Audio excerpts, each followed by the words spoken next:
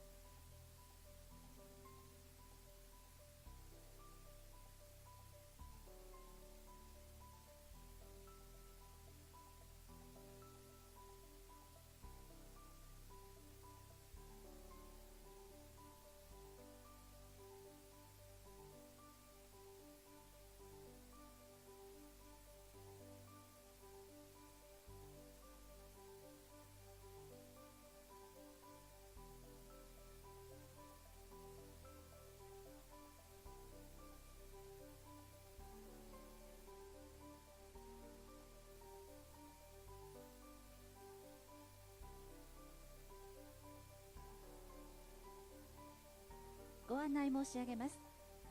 本日当会場では無線 LAN がご利用いただけます。 SSID をソフトバンクに設定の上ご利用ください。また、無線 LAN を快適にご使用いただくため、電波干渉の恐れがある個人の Wi-Fi ルーターなどは電源をお切りくださいますようお願い申し上げます。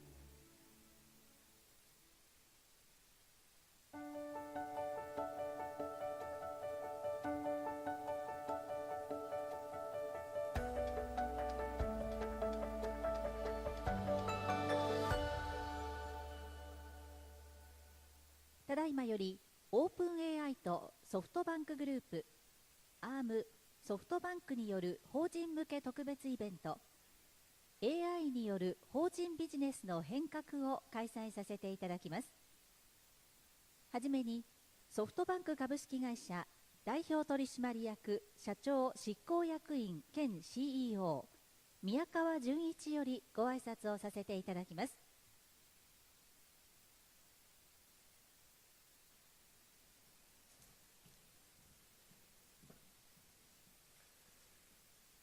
いつもたくさんのお取引を頂戴しておりまして、大変お世話になっておりますソフトバンクの宮川でございます。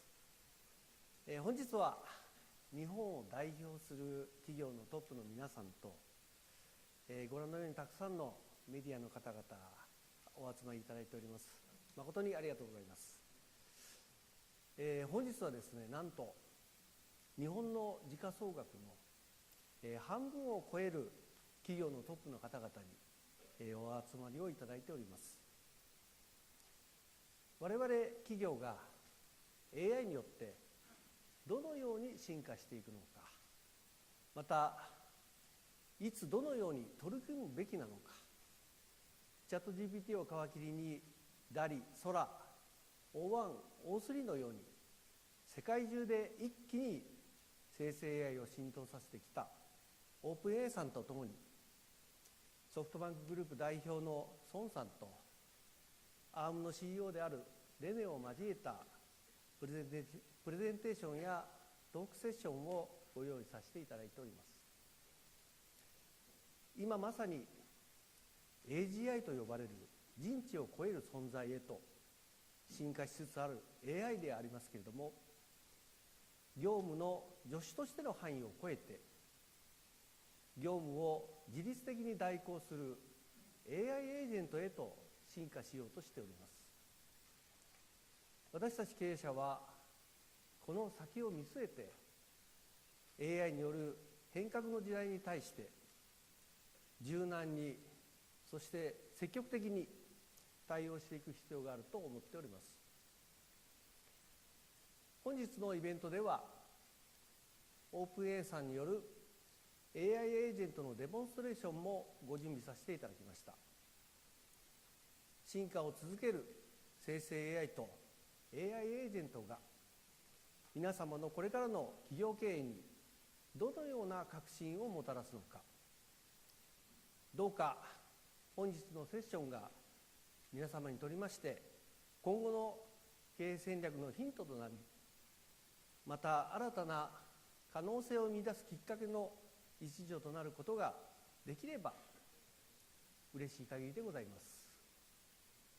それでは孫さんにバトンを渡して、私からのオープニングのご挨拶とさせていただきます。本日はどうぞよろしくお願いいたします。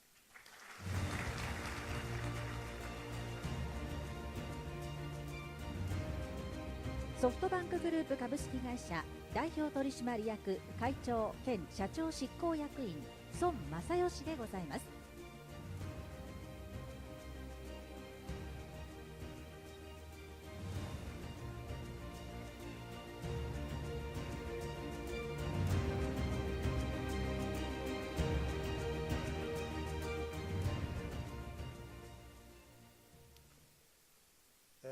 皆さんこんにちは、孫でございます。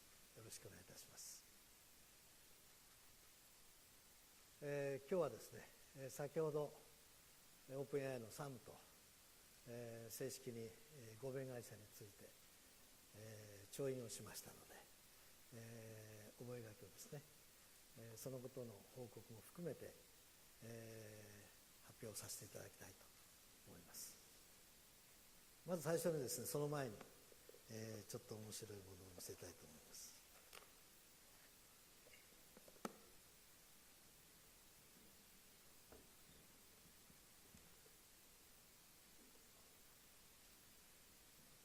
こちらです。今日はこのことについて話をします。クリスタルです。皆さん、クリスタルと水晶玉ですね、何を想像されますでしょうか。人類の英知を超えた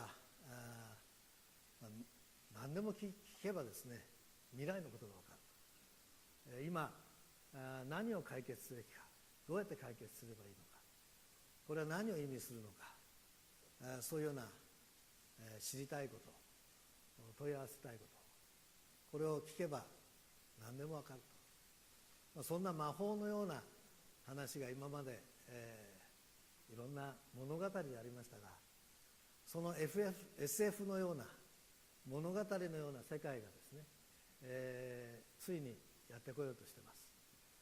これを我々は AGI の世界、そしてアーティフィシャルスーパーインテリジェンスの世界へとこれから一気に開発を進めていきたい、このように考えています。で、今日はそのことについていろいろと話をさせていただきます。クリスタルです。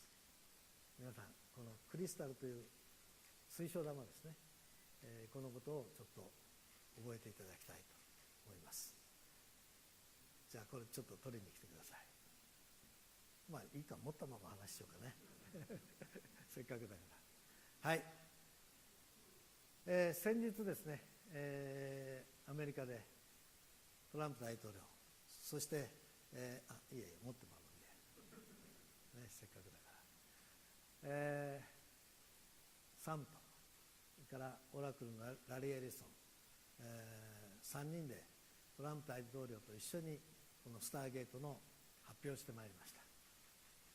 大統領就任の第1日目、仕事始めの第1日目ですから、大変な多忙なスケジュールの中ですね、政治的ないろんな行事が立て込んでいる中で、あえてですね、トランプ大統領が我々のために、じっくりと時間を割いて、自ら発表していただきました。もはやこれはですね、アメリカにとってもですね、一私企業のイベントではなくて、国家を挙げた戦略的な大変重要なプロジェクトへと格上げされてきたのではないか、このように思っています。これからですけれども、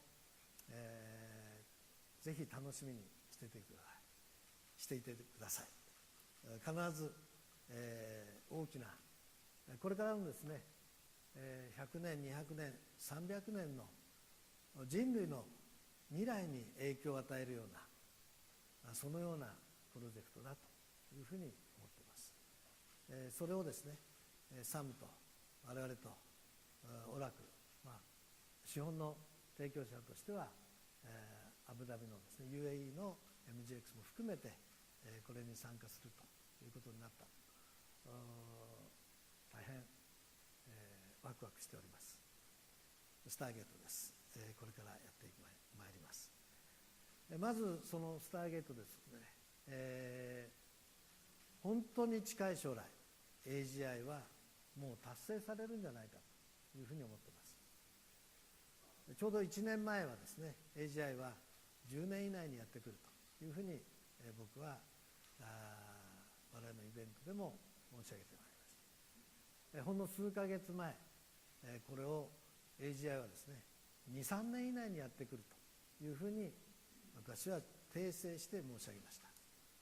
今ここにですね AGI は本当にもっとそれよりも早くやってくると実感しているということを改めてコメントさせていただきたいと思います。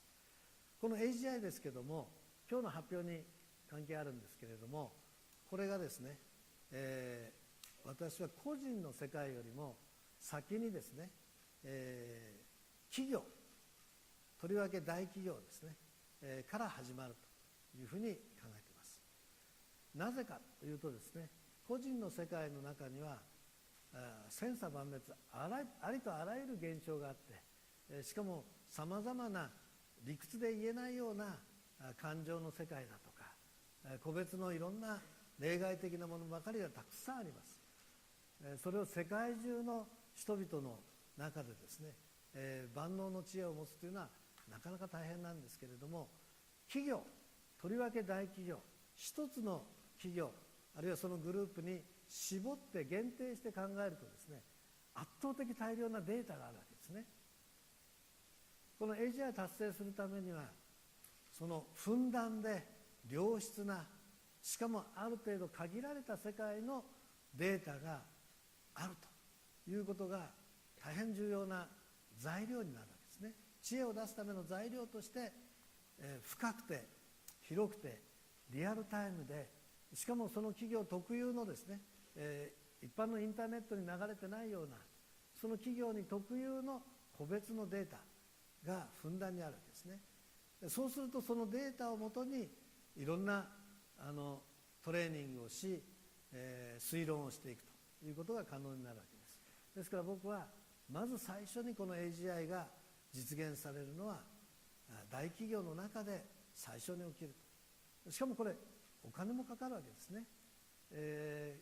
大変大きなお金がかかりますし、努力も必要ですから、それを払えるだけの財力があるのは大企業にあると、このように思っています。ですから AGI は企業から始まると、とりわけ大企業から始まるというふうに考えています。先ほど我々の宮川君の方からですね、説明ありましたように、ご紹介ありましたように、今日は日本のですね GDP の 50% ぐらいの、企業のトップが集まっていただいております。まさに、コーポレートジャパンですね、日本株式会社の、社長会長さんたちが500社集まっていただいております。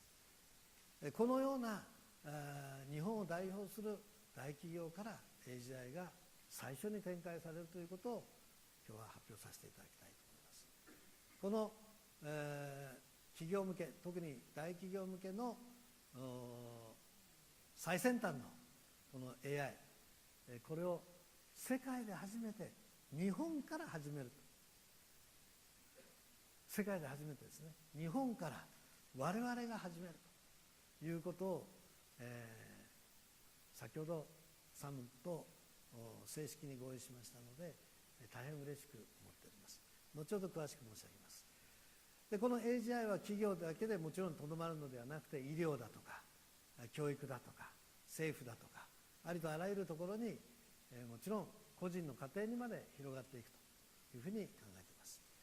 またとりわけ今日のこれからサムがデモをしますけれども、企業向けのですね、このエージェントが我々に代わって24時間365日、今までのインターネットはですね、検索をしたり、あるいはメールをしたり、人間が能動的に動いていかなきゃいけませんでしたね。初めて今度は AI が自らエージェントになって、自ら能動的に365日24時間、ずっと働き続けてくれる。我々が寝てる間も仕事をしてくれる。そしてエージェントがエージェントに、この AI エージェントが AI エージェントにお互いに仕事のやり取り、バトンタッチをしながらこなしていくと、このような形になります。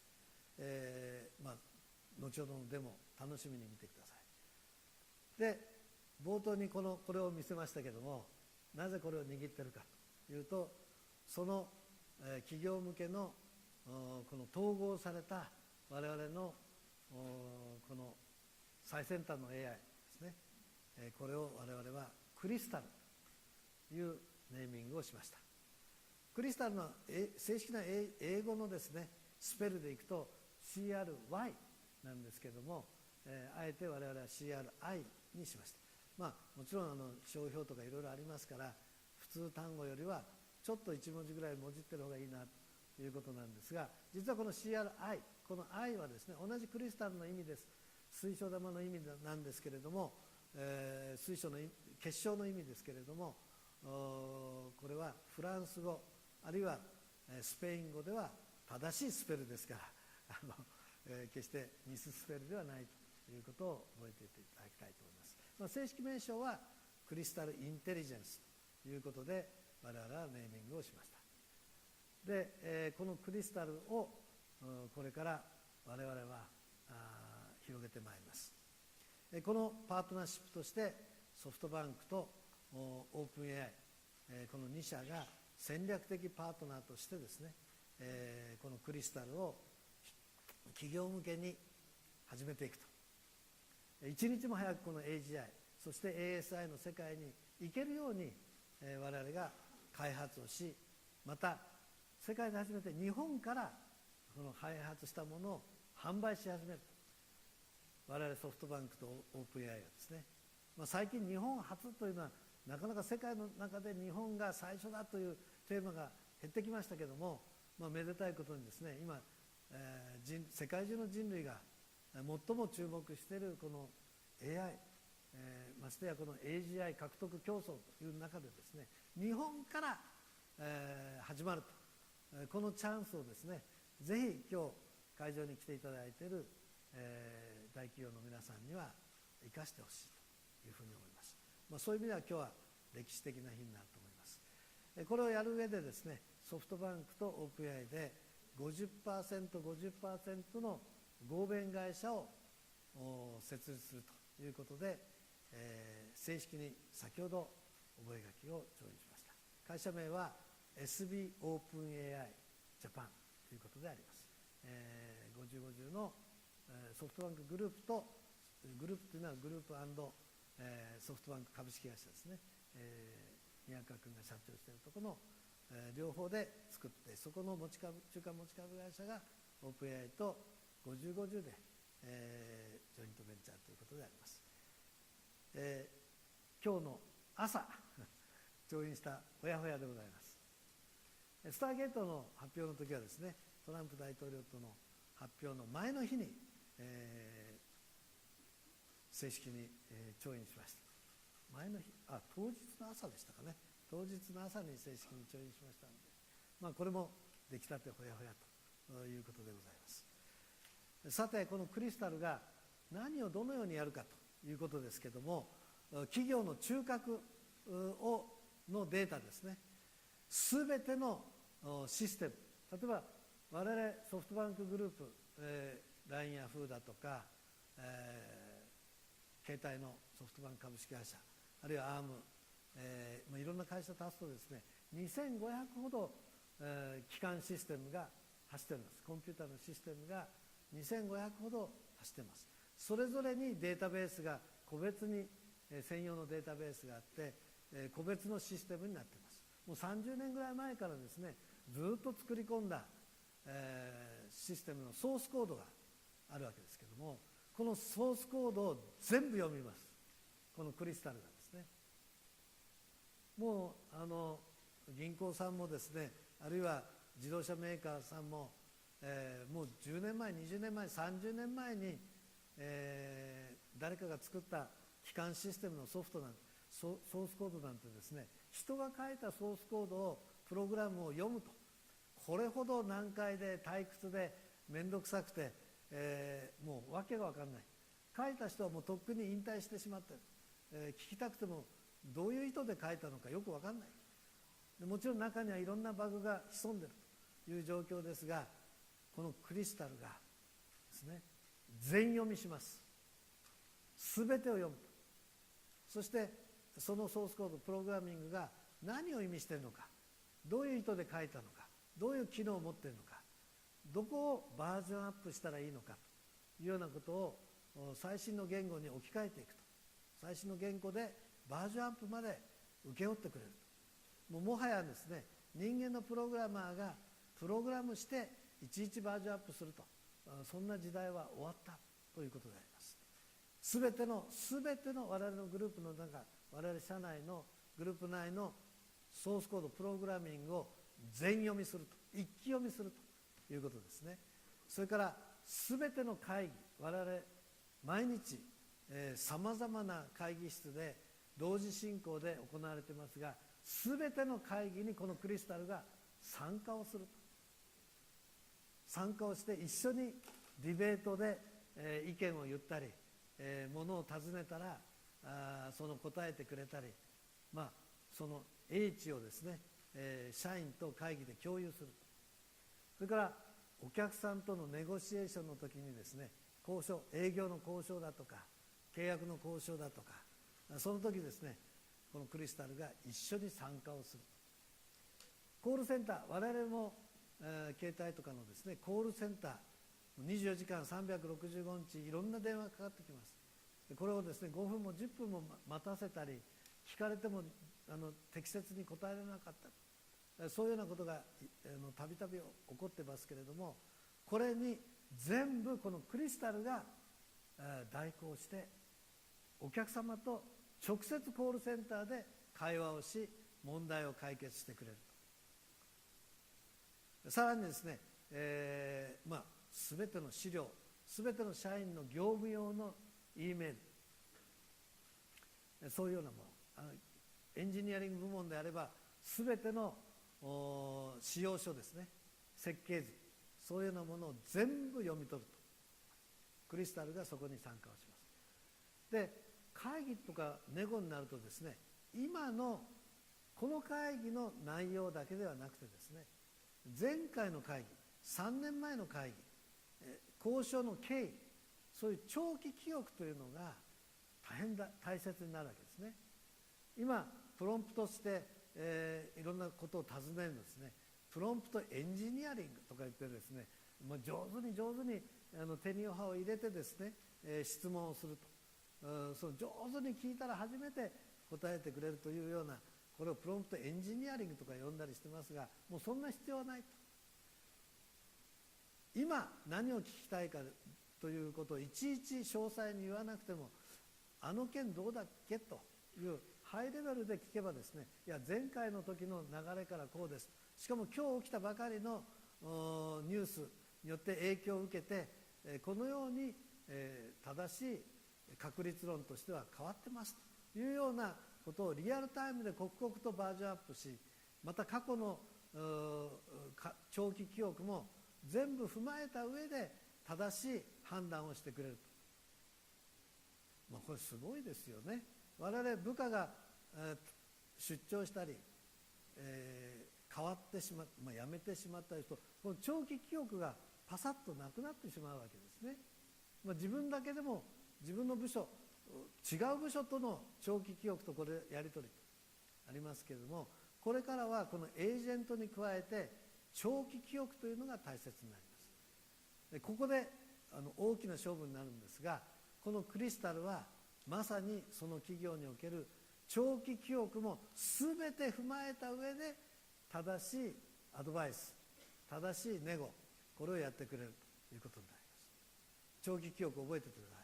エージェントが大切になるということを去年から僕は、今年からエージェントがキーワードになると、 AI エージェントになるということを言ってまいりましたが、まさに今からこの後サムがデモをしますからぜひ見ていただきたいと思うんですけれども、その次、これから先、エージェントの次は AI エージェントの次はこの長期記憶というのが鍵になります。で実はですね、長期記憶についての基本特許を取れてるんですね。10年前に僕が出したんです。これさっきサムにね言ってたらとか言って驚いてました。でもっと言うとですね、 AI の専門家はもう今一番中心に使っているこの強化学習という AI の基本の考えがあります。リーズニングをしていく、論理的な推論をしていくのに強化学習というのがこの AI の世界、生成 AI の世界の一番中心に今なってきてるんですけれども、この強化学習、この一番の中心のロジックはですね、報酬なんですね。リワード、英語ではリワードと呼ぶんですけども、このリワード、報酬をもとに AI がその報酬をマキシマイズするために何回も繰り返し強化学習をしていくと。例えばイルカがですね、芸をしたら報酬として魚をあげる。すごく上手に芸をしたら報酬をたくさんあげる。でそのうちにイルカが芸を覚えるようになるんですね。これが強化学習の基本的ものの考えなんですね。でこれを AI の世界で、強化学習に報酬という体系をつけた、それを特許に出した、実は僕なんです。しかもですね、ここに書いてますけども、リワードに基づく強化学習というのは10年前です。2015年3月17日に僕が出願して、なんと特許降りてたんですね。僕出したのは覚えてたんですけど、あれ特許降りてたっけと、あれ確か俺だったよなと。で今日さっき昼間ね、部下に「おい調べてみろ」と「あれ俺出したはずで、もしかしたら取れてんじゃないの?」と言ったらね、取れてたんです。僕知らなかったんです。出すのは出したんですけどね、世界で初めてこの強化学習 AI の今の一番中心のこの生成 AI の基本中の基本の発明、実は発明者は私だったんです。発明者が私だったから特許降りてるんです。これ出願が最初の人が特許降りるんです。つまり正式に発明者は私だったんだと、自ら今日は初めて確認してですね、さっきから嬉しくてしょうがないんです。今日一日楽しいなと。でこのリワードに基づく強化学習の基本特許、10年前2015年3月17日ですね。さらに長期記憶の感情に基づく重み付け、長期記憶の基本、一番基本特許になるこの部分も同じ2015年の6月17日、そして、長期記憶のインデックス化、これもですね、同じく今度は翌年ですね、2016年5月13日、この三大基本特許3つともね、もう特許が降りてたんですね。あらと、なんかね、嬉しいですよね。特許でね、お金どんだけもらえるかとかそういうことじゃなくて、自分が発明したものがね、人類初だったと。しかも今ね、この一番この、生成 AI、 これからのあと10年生きてるんです。特許ですから20年間生きてますからね、約10年経ちましたけど、ここからの10年が、この AI のね、AGI、そして ASI、非常に重要になりますから、全ての会議、全てのネゴ、これの過去の長期記憶を全部覚えて、その上で、交渉に入る、会議の意思決定に使う。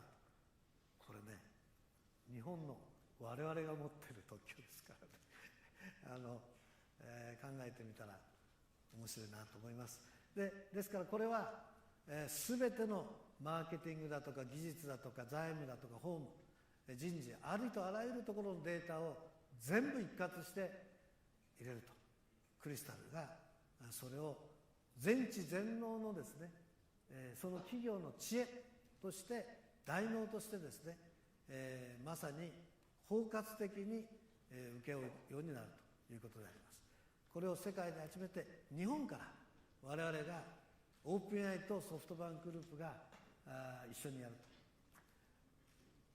我々グループにはもうたくさん何百社というふうにあります。携帯のお客さんも何千万人いますし、我々のソフトバンクのグループにですね4000万人だかなんだかそんな感じですけれども、あとペイペイもですね7000万人ぐらい今お客さんがいます。また LINE もですね1億人ぐらい、毎日デイリーアクティブで9000万人ぐらい活用しています。1日あたり10億本ぐらいなんか LINE のメッセージがアクティブに動いています。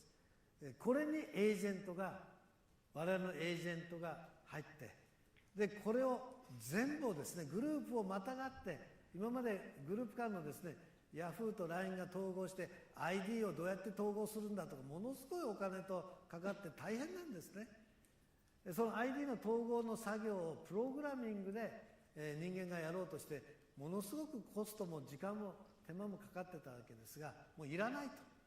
いやクリスタルが全読みすると。クリスタルが全読みして ID の統合なんていちいちそんなシステムで面倒くさいことをしなくてもやってくれると。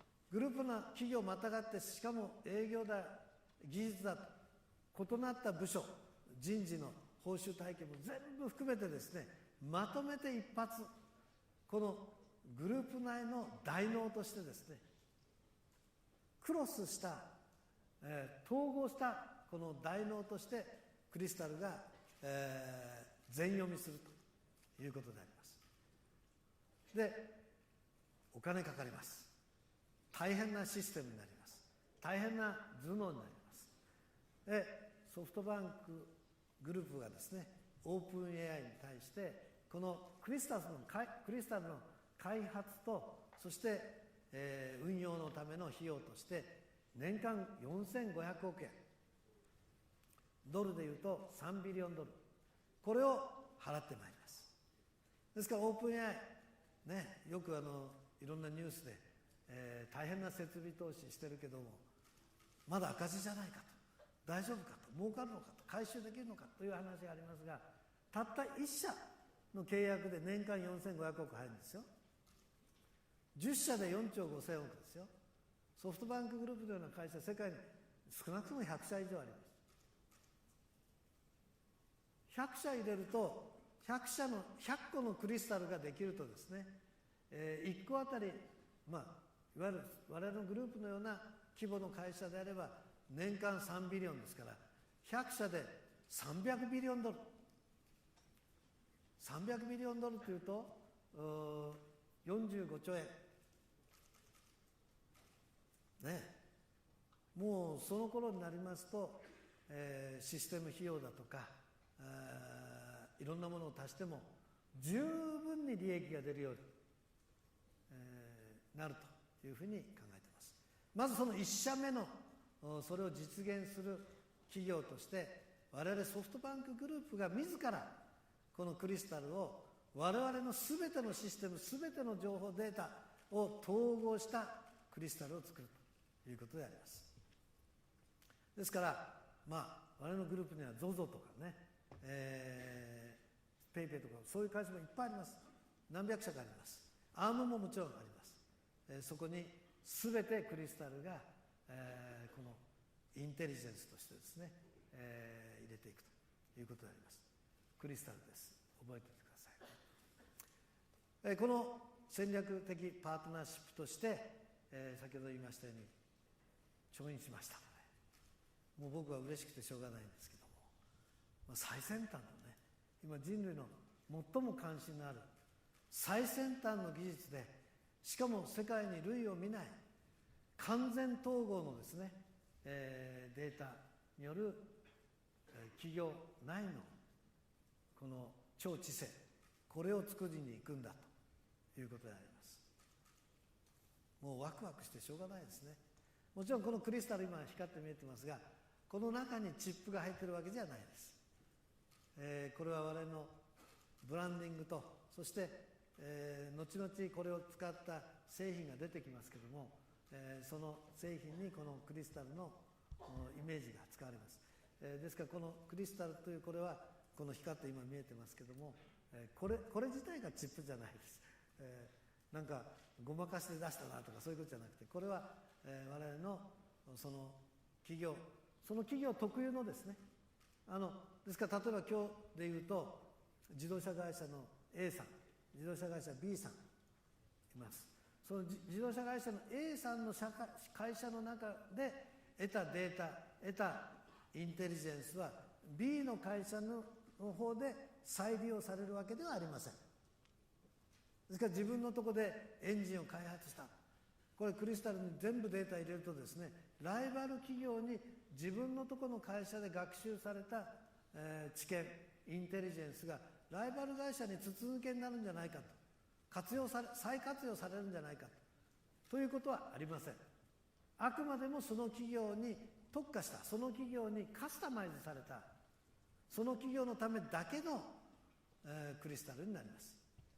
ですから、皆さんがですね、これを何か心配して情報が漏れてしまうんじゃないか、再学習されるんじゃないかということではありません。したがってこれはですね、一社一社の企業に対してカスタマイズした、ファインチューニングを行います。学習を特化させますから手間暇かかるんですね、導入にこの提供する側として。でまたこのエージェントをですね、皆さんの企業に一番適したエージェントをどう設定したらいいのか、ソースコードをどう読んでいったらいいのかという作業がありますので、このジョイントベンチャーではですね、SB オープン AI はこの企業向けのインテグレーション、そして導入販売をしますので、1000名、今年中にですね、ソフトバンクグループからセールス&エンジニアということで、この導入のための作業、システムインテグレーションを行う1000名体制の1000人部隊を特化した形の部隊を作ります。この新会社としていきなりですね、売上がまず4500億円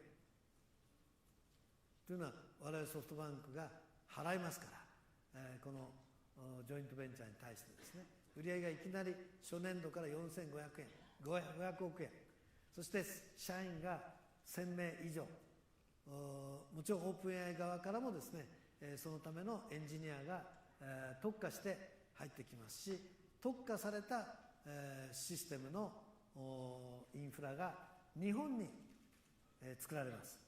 例えば日本の通信のデータの秘密というのがありますが、法律で規制でありますから、日本の携帯とか LINE のお客さんのですねデータがアメリカのデータセンターで使われるわけにはいきませんから、基本的な開発はアメリカなんですけども、そのトレーニングのファインチューニングですね、論理的な推論をするためのインフラは日本にこのスターゲートの延長としてですね、スターゲートジャパンのような形で日本に、その AI のためのデータセンターを拡張して作ると。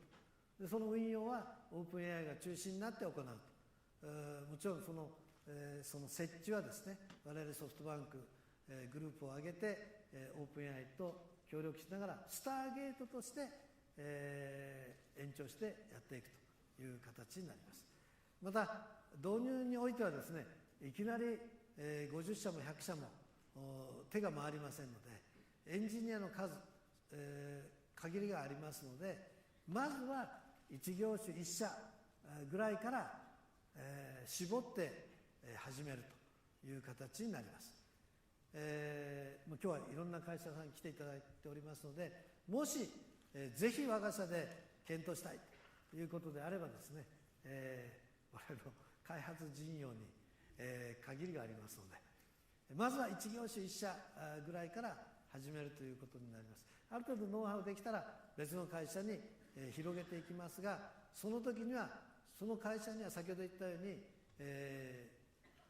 知恵の再利用はされないと、学習されたものが漏れないというカスタマイズ専用のクリスタル、その会社専用のクリスタルになりますので、 A 社専用 B 社専用の別々のクリスタルになるということでご安心して、取り組んでいただきたいと思います。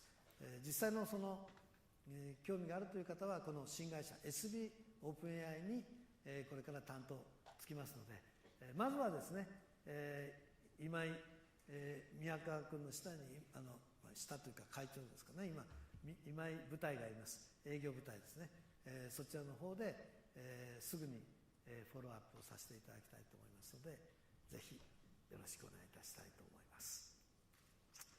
以上、私のプレゼン終わりましたが、早速サムの方からですね、このサムが自ら、デモをしてくれますので、ぜひ一緒に見てください。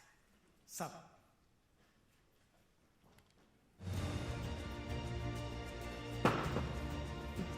オープン AI インク CEO 大丈夫です。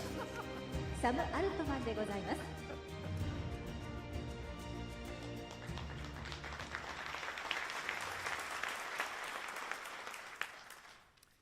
Thank you all for being here today. This is an important time in the development of AI. Progress is happening quickly. Models are getting better and better. We have a 5-level system of AI. We started with chatbots.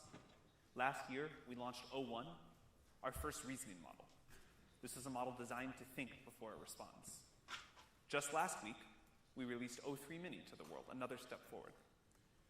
Reasoning is useful and exciting for a lot of reasons, but one of them is that models that can reason, models that can think and take multiple steps and deduct, pave the way for AI agents. Now, people have been talking about AI agents for a while. These are AI systems that can do work for you independently. Level 3. AI agents are designed to observe the world, make decisions, act on behalf of the user. It's like a real digital assistant, something that understands the world around it, so you can give it a task, a complex task. It can make thoughtful choices and take actions on your behalf. With ChatGPT, we say you could talk to it about anything. With agents, you'll be able to do anything. It's the next evolution beyond ChatGPT. And just like you, these agents understand how the web works. So we were able to launch our first real agent, Operator, recently. Operator can look at a web page, understand what's there, click around, and complete actions for you. It's like an agent that has control of, it can look at a computer screen and have control of the mouse and keyboard, and it can really do quite a lot. So we're very excited about this. It expands the usefulness of AI to touch anything you can do on a browser, and soon, a computer more broadly.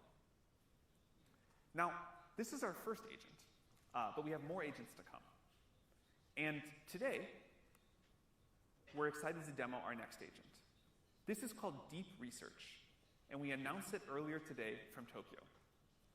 I think this is one of the best things OpenAI has ever launched, and it really points at what's going to be possible with AI agents. This can do complex research tasks for you. Tasks that might take 30 minutes, they might take 30 days. It's powered by O3. It's the first time that the outside world gets to use our O3 model. And it can browse the web, scan text, images, PDFs, much more, synthesize this, reason through it, and prepare a report for you. So it takes a while. It goes off and does all of this work. You can see what it's thinking about as it goes. It's different than ChatGPT, where you instantly get a response.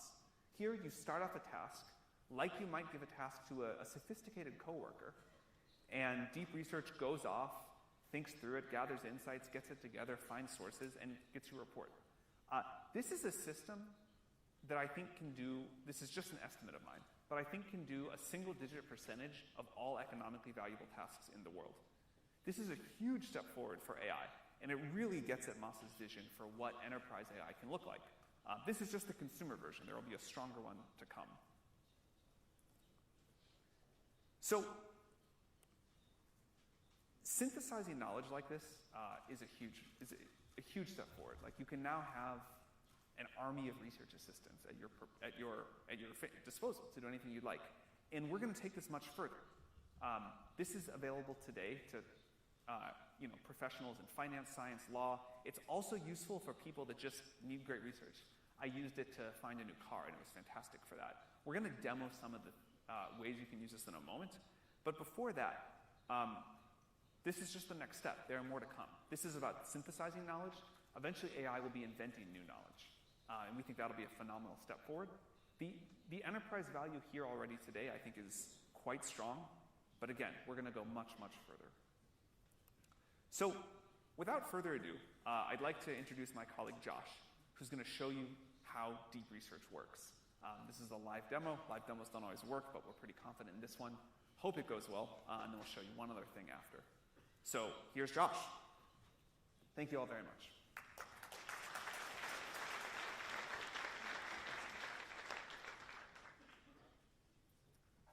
Thank you, Sam. My name is Josh Tobin. I lead some of our research efforts focused on our next generation of agentic products. And today we announced and are soon releasing Deep Research, which is our next agentic capability. Deep Research takes our reasoning models and augments them with the ability to search the web. By searching the web and synthesizing the information they find, they're able to complete a wide range of tasks, all under the bucket of knowledge work. And because of this, we think that this is going to be a capability that unlocks many use cases across the enterprise. So I'm going to show you a little bit about how this works and some of the enterprise use cases that we're excited about. So let's start with a sales example. Suppose that we are an enterprising AI company, and we're hoping to sell our AI tools to companies to help them expand, and maybe expand in Japan.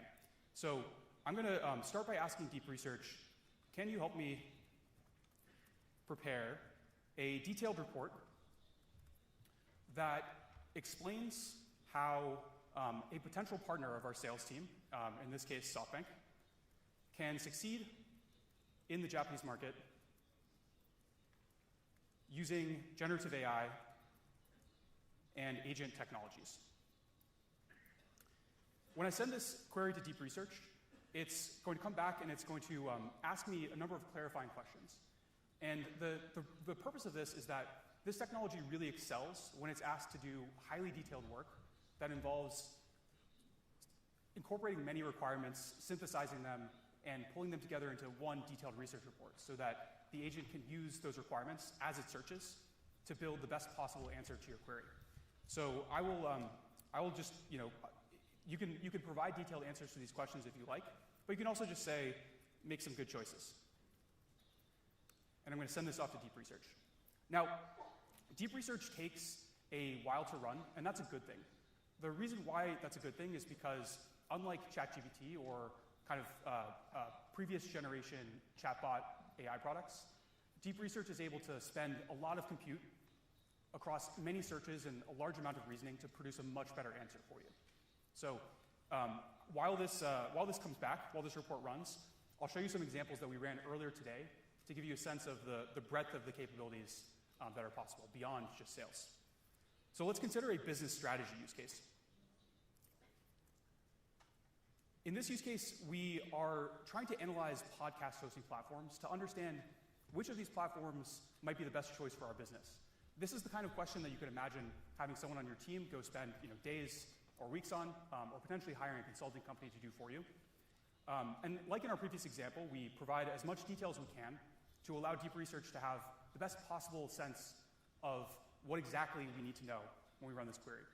And when you run the report, deep research will come back with something like this. This is a good kind of like typical example of one of the types of things deep research is really valuable for. So in this case, deep research was able to, through many, many web searches and lots of reasoning, was able to pull together a table that shows the different platforms that we should consider and breaks down how these platforms compare across all of the criteria that we specified up front. This is really powerful because this is the kind of work that you would expect an analyst to spend a large amount of time doing. And deep research is able to complete this for you and save those analysts time, and also do it much faster so that you can make faster strategic decisions and consider more options. One of the powerful features of deep research is that all of these web searches that it's doing, it provides transparency to you about how it's using that information to produce the final answer. So you're able to find citations for each of the pieces of information that deep research pulled together. And you can go and verify its work or go deeper on any of the questions where you might want a little bit more detail than deep research provided. So one of the other kind of like powerful features of deep research is that you can actually view its reasoning process as well. And you can click in and understand how it came to the final answer, which I'll show you in a second. So this is a business strategy use case, and this indicates one of the powerful capabilities of deep research, which is broad kind of questions that require synthesizing a large amount of information in an ambiguous setting to provide an answer to a business question. But deep research also excels at finding answers that are difficult to find about very detailed questions. So this is an example in M&A. So suppose that we are looking into land power deals for maybe a large data center that we might want to build, for example. And we have a hyper-specific question here that requires a lot of industry knowledge to answer in an accurate way. Deep research excels at these types of queries as well because it's able to find rare and difficult to find sources of information on the web and pull those into its final answer. And so you can see the report here provides detailed analysis across a number of criteria and even breaking this down over different regions and other ways of splitting this query into subcomponents that might be valuable for us. So this is an M&A example, but let me show you one that is a little bit more relevant to our team at OpenAI today. So we announced deep research today, and one thing our marketing team might want to do is to understand what are people saying about this? How are people reacting to this launch? Is the media positive on it? Are people on social media excited about it? And deep research excels at these types of use cases too, because it's able to access all of these sources of information and instead of pulling together all of them, synthesize key points across them. This is the kind of task that marketing teams can do, but oftentimes when we're busy with the launch, we don't actually have the bandwidth for our marketing team to do this kind of detailed analysis for every single thing that we would like them to. So deep research enables marketing teams to scale their efforts and serve a much wider set of use cases. Hopefully this gives you an indication of the types of use cases, the breadth of the use cases that we think make this technology so exciting for enterprise. But deep research is useful beyond enterprise as well. So it's also useful in our personal lives. If you have a question that you want to ask about a hobby of yours or sports, or you're doing some shopping, and it's a similar type of question where you have a kind of a very detailed set of criteria that you're looking for an answer to, deep research can pull together answers for these things too, such as summarizing baseball statistics and making comparisons across a large number of baseball players. Beyond just enterprise and consumer use cases, one of the things we're really excited about deep research enabling is accelerating scientific research. So here's an example that we put together in a domain that's very familiar to me, that's kind of closely related to my PhD research in deep learning and robotics. And the report that it pulls together, a lot of experts describe these reports as being kind of at the level of an advanced undergraduate or an early graduate student level work, because it pulls together many sources and summarizes them in a way that requires sort of sophisticated understanding of the nuances and the details between these different use cases. So this is an indication of the breadth of the types of things you can use deep research for. Now let's come back and check on the go-to-market strategy question, the sales question that we asked in the beginning. But before we look at the final answer, just to show you kind of how much of a leap forward in capability this is, I'm going to try asking the same question to regular ChatGPT without using deep research. So conduct a detailed analysis. Actually, I will just jump in here and I'll copy the exact one so we can get a fair comparison. You can already see how detailed this report is. So we'll type in the same query. And the advantage of using a chat model over using deep research is that you get an answer much faster. So here we're going to get some, here's kind of our ChatGPT model giving a high-level analysis of this strategic question. This is kind of the type of answer that you might expect someone who is thoughtful and has read a lot about SoftBank to answer kind of off the top of their head in a first pass.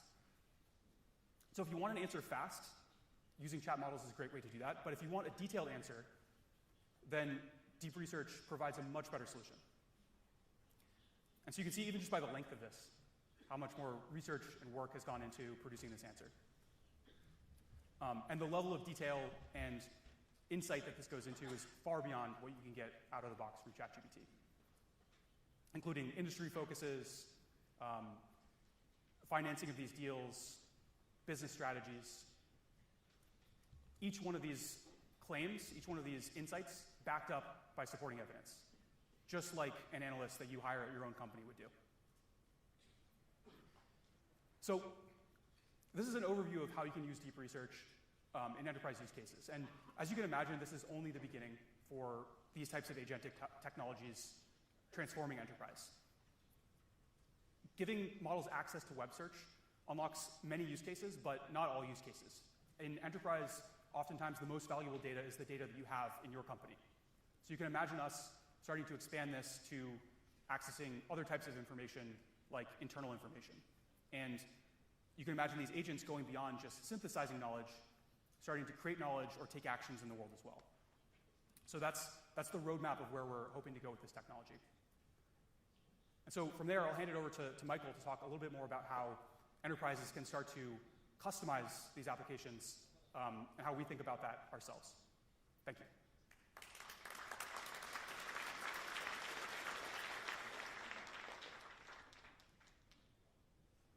Hi, thank you. I'm honored to be here and show this to you. So 2025 is the year of agents. But what does that mean? We're all sitting in this room right now not pulling out our phones and typing into deep research or ChatGPT. So I wanted to show you a different take on what the future of your organizations could look like. This is a small demonstration just to hopefully inspire you and give you something you can bring back as you look ahead to the rest of this year. Let's start with something we know, sales. Here we have a sales contact form where someone is trying to reach out to OpenAI to learn about ChatGPT Enterprise. Now, we know how this usually works. Someone submits this form, it goes into a system, and then a team of people, account associates, are reviewing the leads to reach out and figure out how best to respond. And this can take hours or days and feel like a slow process for your buyers. What could it look like if you had agents inside of your workforce working for you right now? So first, we'll submit the lead here, and we'll come over to our system. Here you can see what a virtual teammate, a virtual sales associate, could be doing for you with our technology. If we open the task here, we'll see that the agent is picking up work for you already to try to help this lead. The account email came in, and already it's doing what a sales associate might do on their own and researching that lead, figuring out the industry, the revenue, title, and other information. Think back to deep research that you just saw, and imagine the ways that this could plug into this as well. It's really exciting. Now, in this case, the agent was able to see that this is a really good prospect. OpenAI wants to buy OpenAI, so we think they're a good customer. And so we're going to get the calendar availability and figure out when we might hop on the phone with them. Then it's going to write an email and get back to them. Now, in this case, this agent hasn't been told to write in any specific language. It's really smart. It realizes that the prospect wrote in Japanese, so it's going to write back in Japanese as well. And sure enough, if we come over to our inbox, we can see that email right here waiting for you. Again, this is just a small demonstration that we wanted to pull together to help you see what it could look like. You can imagine the applications for this are endless. If you start to look around your organization, think about all the small tasks that people on your teams do and the ways those add up. This doesn't have to be an all or nothing process. You can really chip away at this and bring the latest technology into your workforce now and help save your team time and focus on the next steps after that. I hope this is inspiring, and I can't wait to hear what you do with this, deep research, and everything else. Thank you.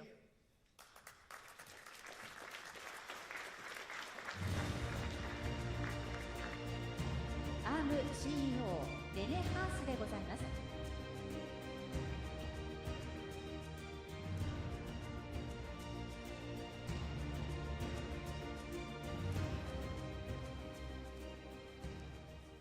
Konnichiwa. Very nice to be here today and speak with you about ARM and how we fit into everything going on with agents and the things that Masa and Sam just talked about. Now, I think you may know ARM well, but just to remind everyone about our company, we are a compute platform with unmatched scale. Since we were started in 1990, over 300 billion chips have been shipped with ARM inside. No compute platform even comes close. And now as we move into the age of artificial intelligence and all the connected devices, 99% of the connected global population runs AI on some form in some way on ARM. And we have a developer community unlike anything that has ever been created for the compute platforms. Over 20 million developers. So the last 35 years of ARM have just been incredible in terms of our growth, our breadth, market penetration, but we think the future is just beginning. And agents and AI running on ARM is the future. I'd like to show you a short video about how we see the future and the vision about agents and ARM.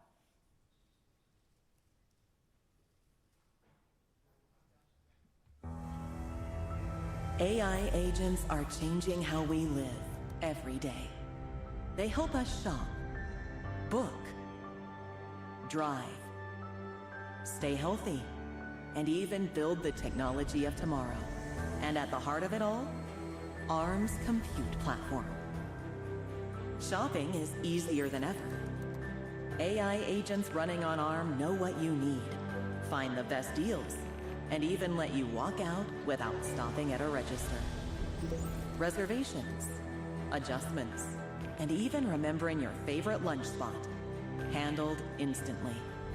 All so you can focus on enjoying the moment. Making driving smoother and safer, helping you navigate, park, and even take the wheel when you need it. And it's all running on ARM. Early detection, real-time monitoring, and life-saving support for doctors. Smarter technology leads to better health outcomes. AI agents don't just run technology, they help build it. ARM-powered AI is transforming how developers code, test, and create. From how we shop to how we move, eat, stay healthy, and create. AI agents are changing our lives. The future of AI is built on ARM.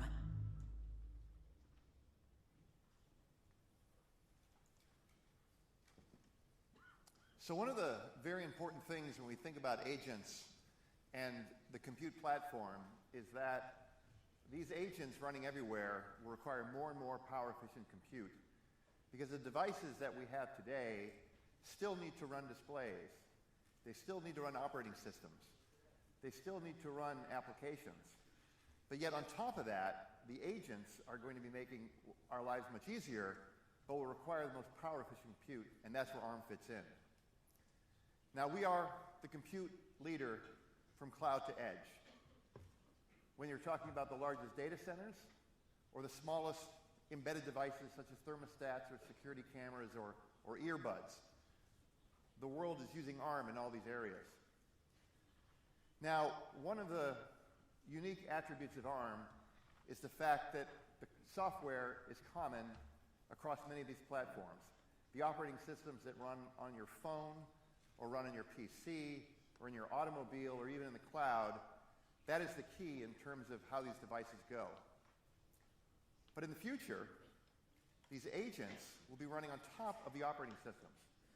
So some of the very interesting demos that we just saw really begins to abstract away some of the things that are going on at the software level.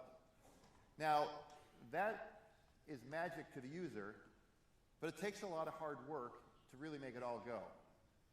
And one of the things that ARM brings to this problem is a solution we call the ARM Claddy AI libraries. And this allows the agents to just work.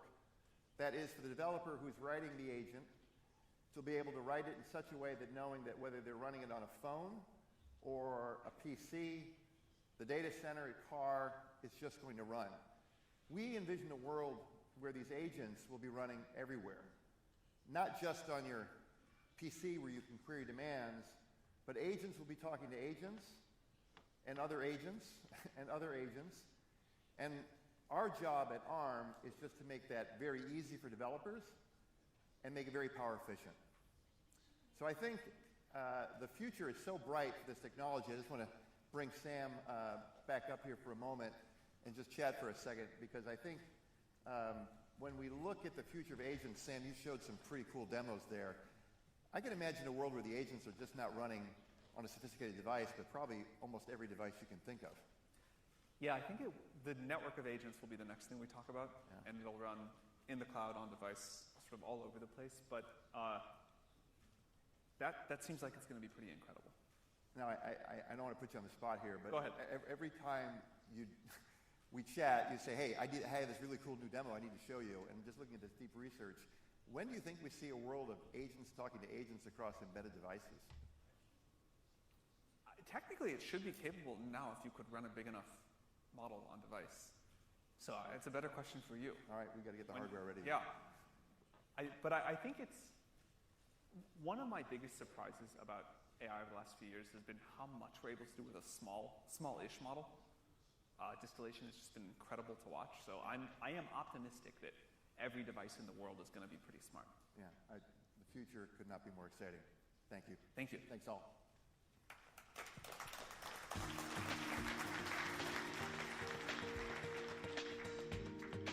続きましてトークセッションを行います。準備がございますのでそのままお待ちください。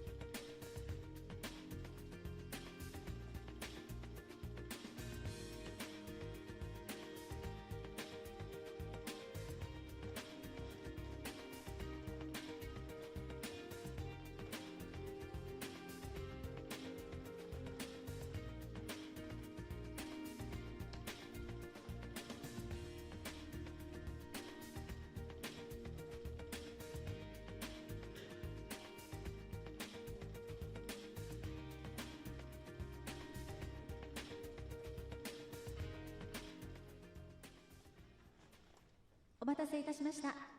ただいまよりトークセッションを始めさせていただきます。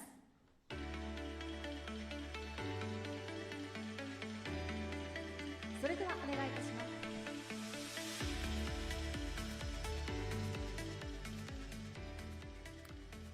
どうもありがとうございました。今からサムとちょっとフリーディスカッションをしますので、いっぱい知りたいことがあると思いますけど、質問の時間というより僕が代わりに皆さんに代わって、たくさん聞きたいであろうことを今直接サムに聞きますので、楽しみにしていただきたいと思います。サム、Great demo. Thank you. Great demo. I'm glad you enjoyed it. Yeah. Great.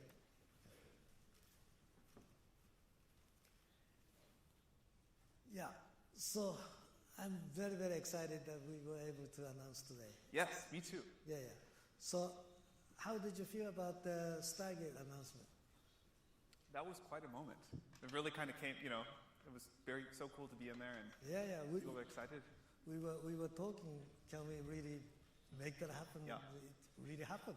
Well, we've been talking about doing this for so long that to finally get it all done, Yeah. get it out into the world, I think is wonderful. Yeah. And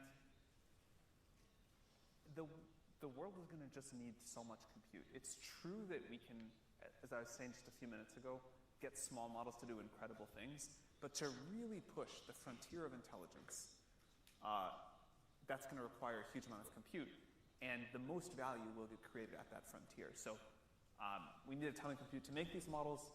People are clearly going to want a ton of compute to run these models, and to finally be doing this at scale is totally great. Yeah. So I felt really good. Yeah. So about a year and a half ago, we were having dinner and we were talking, Sam, so when is the AGI coming? How big the compute should be? And the answer from you and the team was, more is better, right? More is better. That was a simple answer. And I started thinking, well, if the more is better, we should do a lot. Now we're doing a lot. Yeah, that's how we started. It is. Yeah. So it was not limited amount of compute. The more is better because more brain is definitely better, right? Some people say, oh, you can do small, compress, but that's small. I think people still don't understand how exponential the return is. The cost is exponential too, but I think the return is even more exponential to the smartest model we can make, and that will require the biggest computer. Yeah, well, this reminds me the beginning of internet. Yeah. Okay? When we started our internet in 1995, it was just a PC with just big letters and very, very slow, very expensive. And then when the broadband came, people said, why do we need that much capacity, the bandwidth? And with more bandwidth capacity, people say, well, this is enough. This is not growing anymore. But then the picture came, more high resolution pictures, and then the video started. The capacity requirement went on and on and on. And people initially saying, oh, internet is just a virtual stuff. It's not really useful. It was mostly free service, so there is no business model. All those criticism seems nonsense. It seems nonsense now. Now, all the GAFAs. I think we'll see the same thing with intelligence. People are like, oh, how smart does it need to be? And the answer is very smart. Yeah. And people use a lot of it, and they'll be generating tons of video and solving really hard problems, and everything will be really smart in the world. So, yeah, your model is actually improving quite a bit, right? yeah. Like 10 times a year, kind of, model. What's your measurement? Very roughly, it feels to me like this is like a not scientifically accurate. This is just sort of a vibe or spiritual answer, but. Every year we move one standard deviation of IQ. Also every year the cost of last year's intelligence falls by about a factor of 10. Yes. Yeah, so per chip wise, cost become 1/10, meaning we can have, with the same budget, we can have 10 times more chip, right? I think this is, yeah, totally, but also the algorithms get more efficient too. So yeah. This compounds itself. The rate at which this is happening, I think, is easy to take for granted. In 2018 and 19, we had GPT-1 and 2, and people looked at them and it didn't feel that serious. GPT-3 came out. I think that was the first time some people noticed. But GPT-3 barely worked. And if you go back and play with it now, it's like using, I went to one of these old computer museums recently, and I got to use a Xerox Alto. I think it was 50 years old. And, you could see kind of how it did some stuff, and there were the inklings of a modern computer in there. But it was 50 years ago, and it now feels like a 50-year-old computer. GPT-3 is only a few years old, and it feels, ancient. If you use it now, it feels like this joke. ChatGPT is only about 2 years old. Came out the very end of November of 2022. GPT-4 didn't come out until March of 2023, I think. So if you just look at the progress here, how quickly the model's gotten better, and also how quickly the models have gotten cheaper, it really points, if we can stay on that curve, it really points to an incredible future. Yeah. To me, it seems like your model is improving like 10 times a year. And the performance, actually, the chip itself, with Jensen and the industry is becoming 10x. And then, with the Stargate, we are actually increasing the number of chips 10 times like a year. So 10 times 10 times 10 is like 1,000x in a year or two. And then the next year, again we have another 10 times 10 times 10, that's another 1,000. So 1,000 times 1,000 is a million x. So if you do once, twice, 3 times, 1,000 times 1,000 times 1,000 is 1 million x. Right? So people may say, well, this is the recent announcement of DeepSeek. Oh, they can sort of mimic and try to catch up. A year later it comes out, it's so much cheaper, but you are still going ahead dramatically. Wow, this O3, O4 is sometime soon. So people don't realize the level of exponential. It is hard to really feel the exponential when you're living on it, because in the depths of it, we really are at the very steep one. It's amazing, amazing. So, like a billion X is coming in just a few iterations. But think about next 10 years. It's going to be amazing super intelligence, right? That people cannot imagine I think so. today. Yeah. Because people tend to think linearly. When exponential comes, it goes beyond Yeah. people's imagination. I think so. Yeah, you're front runner of that. It is hard to really feel that, but I have learned over my career again and again and again. You just have to trust the exponential. Yeah, We're not built to conceptualize it, but you just have to trust. So you are still excited the level of innovation yet to come. It's not reached More than ever. saturation. No. We're going to look back in a few years at 03 and be like, man, can you believe how bad that was? Yeah. Yeah. So people think, bringing agent, prompting, that's too difficult, not for me. But actually, this level of innovation make it easier, right? So users don't have to really do implementation by themselves. Yeah. It comes more and more friendly. Like we are talking here with the voice and looking at the eyes each other. We start talking with our artificial intelligence with voice and the eyes. Totally. Right? It's amazing how much value people have gotten just out of a text box, but the world is not just a text box. Right. So we will add all of those things. Yeah. Like talking to this crystal. There you go. Right? You just talk and it sees you, it sees your face, and it understands the tone of the voice. And like we are communicating, it will basically communicate with the voice and the emotions and the surrounding, looking at by itself, right? Talking to us. Yeah. That's really happening very, very soon. I think so. Yeah, well, some people say, Stargate, too much capex, how do you bring the money? Masa, do you have enough money, right? So what do you think? We still need a lot of capacity, a lot of, upside potential to get the technology out of it, right? Yeah, it's, again, this is the point I was trying to make earlier. I think the returns on linearly increasing intelligence are exponential in terms of value. So pushing each bit we can push the intelligence of these models further, there's so much more value created in the economy. And yes, it takes a lot of capex, but the revenue goes like that too. Yeah. Well, our mutual friend Elon Musk said, Your mutual friend. he said, Masa, do you have enough money? I will tell you, we will make it happen. we are not the bank, but we are SoftBank. I have no doubt. we will make it happen. So now, the Stargate have to also expand into Japan because of the regulation. We have to respect the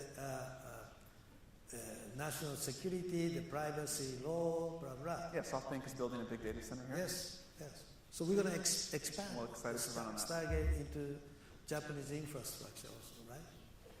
So, well, the innovation, center of innovation is happening, the training, main brain is happening in the state, but there are other peoples in each country, there are other cultures, national securities. So I believe we should expand this, not just Japan, to the other sovereign respect to their culture and their national security, right? So we certainly do want, we started obviously as an American effort, but our mission has always been AGI for all of humanity. And we really want to find ways that our systems reflect all of humanity and the different values and cultures and languages. I was amazed, when I took a picture in some part of Japan and said, do you know where it is? And actually, the O1 at that time said, this must be this place. And I said, how did you understand? Did you use a GPS? Well, it says no. I did not use GPS. I look at the stone and the moss on the stone and how the stones are stuck each other. It must be this culture in 500 years ago in this historical location. It has right on. Pretty good. I was so amazed. I got blown away. How could Sam know Japan in this? Oh my God. It's so smart. Amazing, huh? So the inference, right? Prediction inference, not based on all the detailed data, but guessing and guessing, make it right on in the historical landmark. It's Fantastic. amazing. I got blown away. It even understood my joke.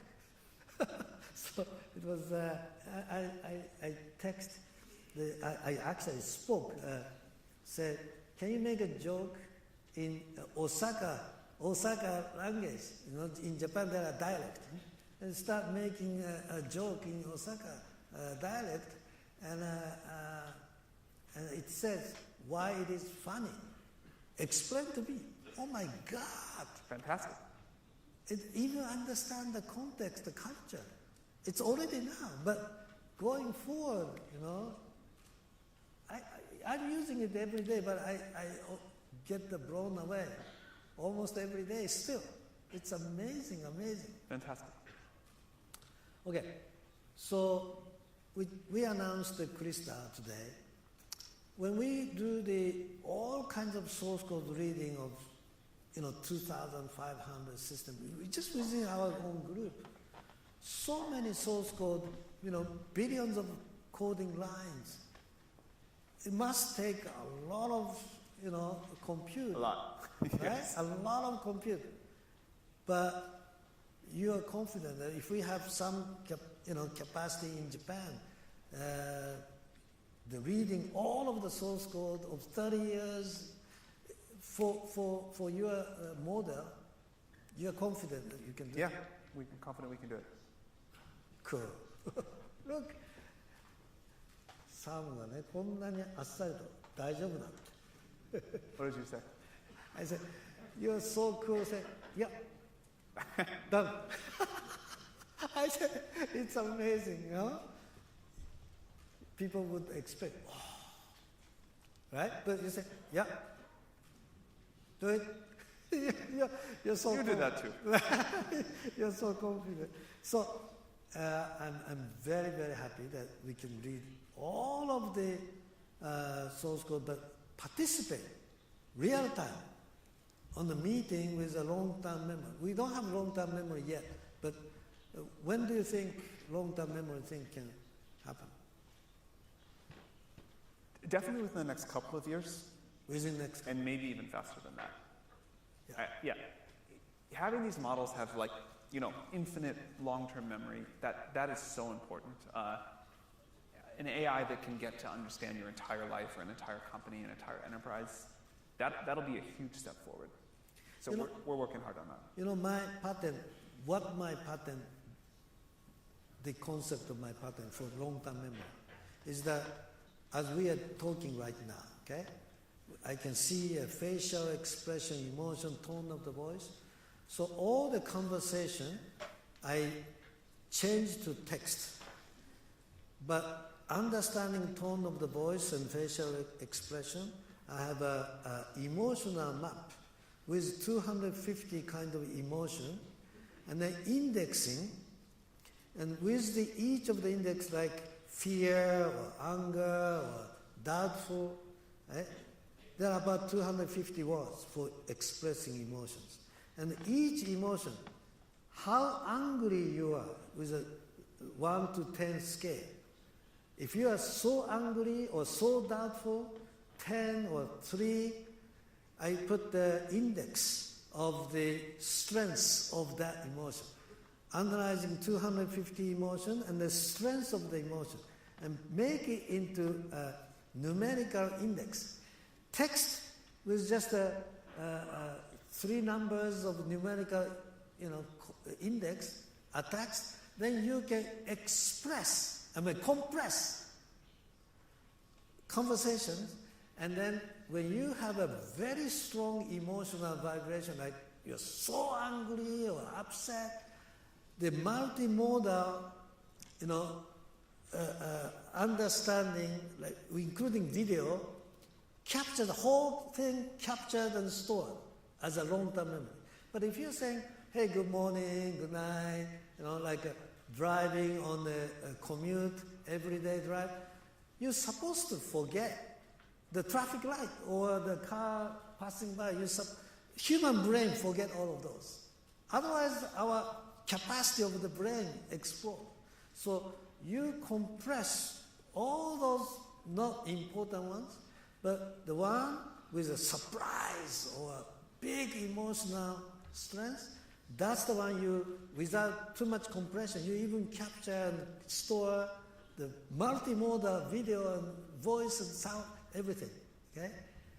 So like, your 3 years old kid birthday, you're supposed to remember that, right? It's a happy moment for the family. So it will automatically capture and store the multimodal data. So that's a long-term memory, and the key is the level of surprise or level of emotion with the index with emotion. So emotion, the human communicate with the emotion, not just the text, like I like you, or I like you, or I like you. Completely opposite meaning, right? So the tone of the voice, facial expression, and then if you put index, that makes the compression and long-term memory. And that context can be very useful for the next conversation, next discussion, negotiation. Like negotiation, you have to read the emotion of the other side, right? Otherwise you fail. Yep. So this is the long-term memory with the emotional trigger. That's what I filed 10 years ago. It should be useful very soon, right? Very soon. Yeah. I think, I don't know this, but I think that AI that has emotional expression, so not just like texting in a chatbot, but when you see the motions of like a rendered video avatar or something, that's gonna hit us more than we think, and we're gonna have to develop some new societal guardrails for it, but it'll also be tremendously exciting. Yeah, our friend Johnny is supposed to make figure it out. such a thumbnail, right? Yeah. I'm very much excited to see that. So if we have all this, the data and long-term memory and so on, we need lots of capacity, but also latency become very important. Like a call center, customer care call center. We have to have an instantaneous response. Are you confident, let's say in Japan, with this so much enterprise, mission critical, are you confident? I used to worry about that a lot, but even if you use our voice mode today, it feels like talking to a real person. It's quick. It's very, very good now. So I think we'll be able to solve this. Yeah, only several months ago it was still lots of today, like even last night I said, wow. It's very good now. All three minutes, with wow, it's so fast. So the latency is now about 100 milliseconds or what? Something like that. Right? Something like that. A little bit more maybe, but it's quick.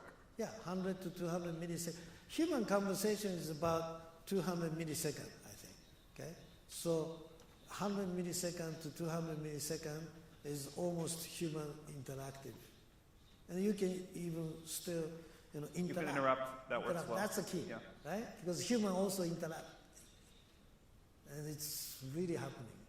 So you're confident. Even the model trained in US and Japan with the Stargate Japan, center, the response of all this real time, you're confident.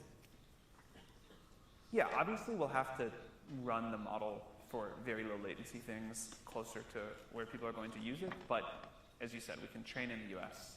We can run a lot of things in the US, especially where it's thinking, and then some use cases we'll have to put out towards the edge. Yeah. So whatever non-national security kind of thing you can still do in the US, and national security and privacy things can happen locally in Japan. Yeah, we can certainly deploy models around the world. Yeah. So we would allocate 1,000 sales engineers to the new, with this new joint venture, those guys have to do the implementation setups to each of the system to establish the agents for each task. So explain a little bit more about how the agent works. Is it a single task agent or a very sophisticated agent or what?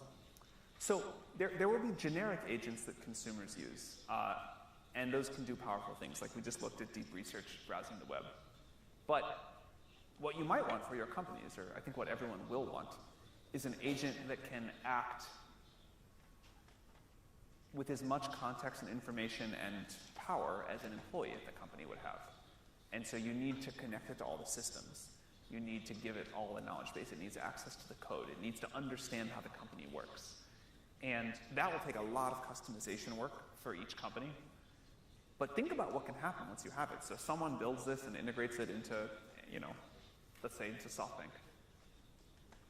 And let's say there's SoftBank and then there's some imaginary competitor that hasn't done this. SoftBank can now do so much more. Yeah. And so once you've integrated AI into the workforce, and you have all the power of that, and it's not just the deep research browsing the web or a coding agent writing generic code, but fully integrated into the company, that's going to be very powerful. Yeah, the company with Crystal, the company without Crystal is like a machine gun and a sword, right? That's a... No, we shouldn't, that's a maybe wrong example, but the one with the best tool, the one without is dramatic. It's like a country with electricity with no electricity, yes. Right? Yes. The country with automotive and bicycle. It's a huge difference in the productivity. That you think will happen again here, right? Truly. I think it will be, I think it is one of these moments. You mentioned swords. I collect sort of ancient technological artifacts. And during the Bronze Age, one of the things I have is a sword from the very beginning of that. And they were able to not just forge the blade, but also cast the handle. And so you had swords that had a metal handle that was sort of attached to the blade. And what that meant is you could swing, rather than the people that just had a forged blade and a wooden handle, which if you swung would broke, so you just had to jab. And it's an example of technology giving this decisive edge all at once. And in a matter of a few decades, I think it changed Europe. I think AI is a technology on the order, on this order, and companies that don't integrate it will have a hard time competing against the companies who do. Yeah. So not just a company, but recent example was DeepSeek as example. Now, you care so much about the protecting human security and not to make dangerous output. You try to not to answer the wrong way, because that can dramatically make dangerous decision, blah, blah. So the technology and output looks 99% similar, but the one with a lot of human safetyness feature to protect mankind, right? Or to protect the national security. Like a debugging, it's a lot of effort for the last 1%, 2% fine tuning, right? It is, yeah. Society's gonna have to figure out what the boundaries are here. We do care a lot about it, and it is a lot of effort to get that right, but people are happy to use it once we do. Should be, right? And I don't want to go into politics that much, but depending on the country, there are very dangerous situations could happen if they use wrongly. Yeah. Right? It could be a trigger of very bad future for mankind. Like a very fearful wars. I think we'll get it right. I think we collectively will get it right. Yeah. Well, you care a lot about that. So these agents and Crystal and this AI, is it for cost? Some people ask, is it for cost saving? Does it eliminate job and so on? What's you must be getting asked that question many times. What's your answer? Look, it will save money, but that's not the exciting part. The exciting part is how much more we'll be able to do and how much more we can achieve. It's great to free people up and let them do more ambitious things, and we see this like every technological revolution. You know, people worry a lot and they say, what is this going to mean for all of the jobs? And then we always find new things to do, and that's wonderful. And people will just achieve at a higher level and will expect more. But AI will make things way more efficient, and that's great. The economy benefits from that. The thing that I'm most excited for personally is these systems can help us create new knowledge that we couldn't handle on our own, we couldn't do on our own. If the rate of scientific progress can materially increase, so we make a decade's worth of scientific discoveries in 1 year, and the next year we make a century's worth of scientific discoveries, that will have such an impact on quality of life, on the economy, and that's not just like making something cheaper, that's something we just couldn't do before at all. Yeah. We just are not smart enough without this new tool. So OpenAI, you announced 5 levels of AGI improvements. Now I think the third one was the agent. We just started that. Which just started this year. Yeah. So this year is the year of agent. Kind of like today or last week. Yeah. So this is the year for the agent. And but next one you say is innovator, right? Yep. So explain a little bit more about innovator. How does it work? So today, our AI systems, they're very good at synthesizing existing knowledge, and they're very good at doing things that are similar to things that have been done before. But they're not making new scientific discoveries yet. And that's our next level. That's innovators. And I think that'll be transformational to society. So we're going to go, we got a lot of work left to do with agents this year, but next we're going to go work on that hard. Yeah, so some skeptical people said, oh, AI has a limit because human have to teach. So how can it become smarter than human? That's the limit that AI can go. But now innovator will invent things that we did not have in the past for the solutions. So explain a little bit more the mechanism, how the innovator would innovate things like exploring, right? You have a feature for the exploring mechanism. Well, I think it'll work a lot like how it works with humans. If you're trying to figure out a solution to a problem you haven't solved before, you start thinking of a bunch of ideas and you kind of notice some connections, or you build off your previous knowledge and you say, that didn't work. Oh, that's kind of interesting. Let me go a little bit further. No, that didn't work. Oh, this seems promising. And then once I have that, like, oh, I can go to here and here and here. That seems really good, so I'll go further in that direction. And the process of human creativity, I think, I mean, it doesn't always feel like this from a sort of self-perception standpoint, but I think is something like that. It is like trying a lot of small modifications to existing things and building iteratively on the ones that are promising. And I think we can do that with AI. Yeah. So the reasoning is the first step, right? Reasoning. You do the 3-step, 10-step, 100-step reasoning. And then when humans innovate things, we try out, as you say, we try out something different from different angle, right? And that's an exploring concept. I have filed 1,008 patents in 12 months last year.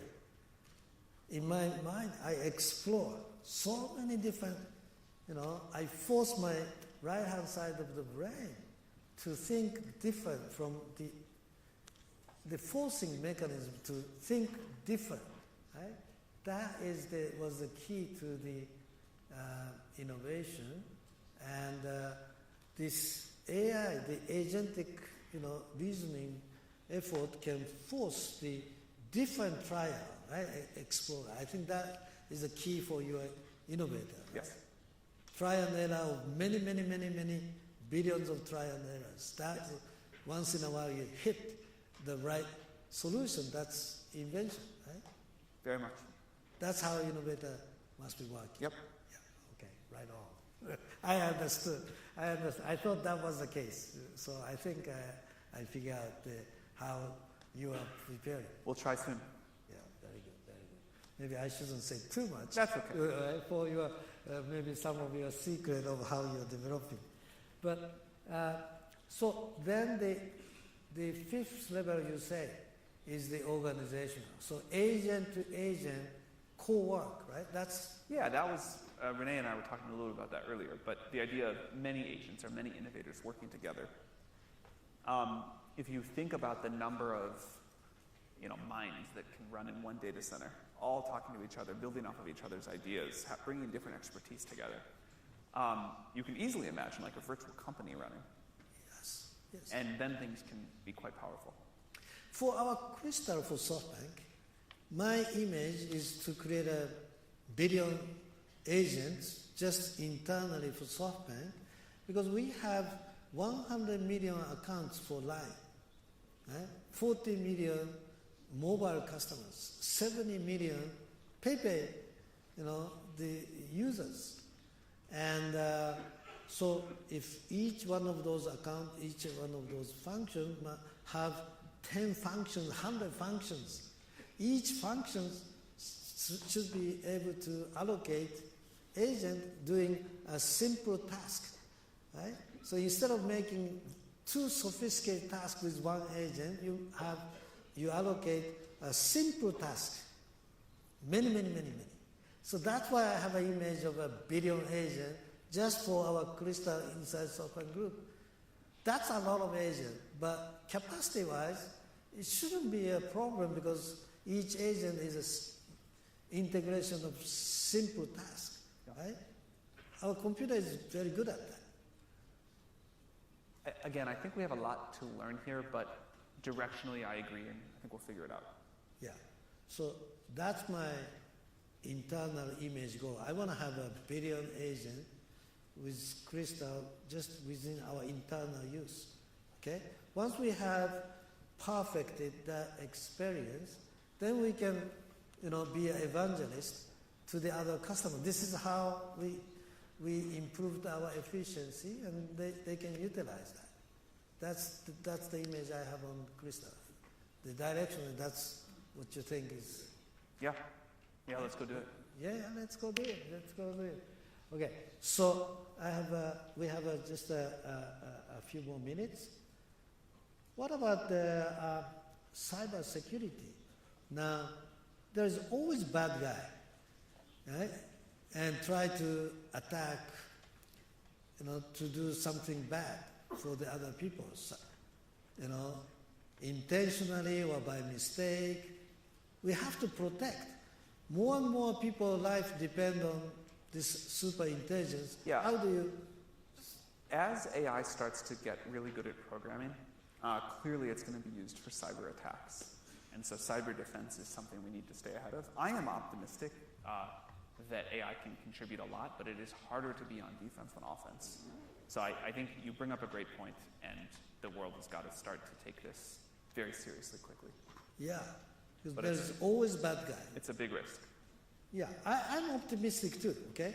So there are, 99% good human. There are always 1% bad human.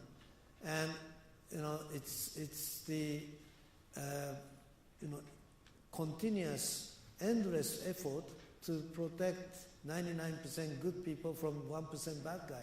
But with the innovation, level of innovation, the good guys continue to try to do, together with innovator of our super intelligence, there's always, a solution improved.